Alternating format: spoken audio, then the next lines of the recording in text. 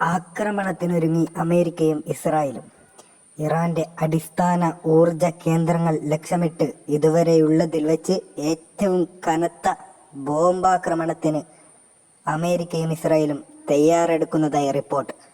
സൈനിക നടപടിക്ക് ട്രംപിന്റെ അനുമതി ഉടൻ ലഭിക്കുമെന്നും അമേരിക്കൻ പ്രതിരോധ വകുപ്പായ പെന്റഗൺ ഏത് നിമിഷവും ആക്രമണത്തിന് സജ്ജമായി നിൽക്കുകയാണെന്ന് CBS ന്യൂസ് റിപ്പോർട്ട് ചെയ്യുന്നു. വീണ്ടും പശ്ചിമേഷ്യ ചോരക്കളം ആകുമെന്നാണ് ഉറപ്പാണ്. വീണ്ടും പശ്ചിമേഷ്യ ചോരക്കളമാകുമെന്നാണ് ഉറപ്പ് എന്ന രീതിയിലുള്ള വാർത്തയാണ് പുറത്തു വന്നുകൊണ്ടിരിക്കുന്നത്.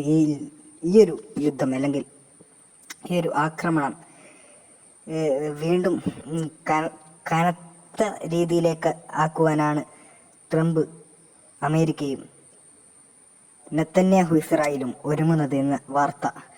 ഇതൊരു വളരെ സങ്കടപ്പെടുത്തുന്ന വാർത്തയാണ്. കാരണം അല്ലെങ്കിൽ ഒരു ബാഡ് ന്യൂസ് തന്നെയാണ്. കാരണം യുദ്ധം ലോകത്തിന്റെ സമാധാനം കെടുത്തുന്ന ഒന്ന് തന്നെയാണ്. ഇത്തരത്തിലുള്ള യുദ്ധം വീണ്ടും ഇവർ തുടങ്ങുന്ന ഒരു പൈശാചികമായ കാര്യമാണ്.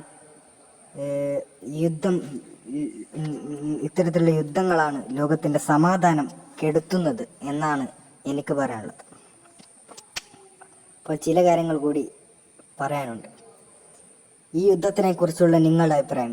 ഈ യുദ്ധം ലോക സമാധാനത്തിന് വീണ്ടും ബുദ്ധിമുട്ടുണ്ടാക്കുമോ, അല്ലെങ്കിൽ എന്താണ് നിങ്ങൾക്ക് ഇതിനെക്കുറിച്ചുള്ള അഭിപ്രായം? അത് മറക്കാതെ കമന്റ് ചെയ്യുക. പിന്നെ ഇതുപോലുള്ള വാർത്തകൾ ഇനിയും പെട്ടെന്ന് ലഭിക്കാൻ സബ്സ്ക്രൈബ് ചെയ്യാൻ മറക്കല്ലേ.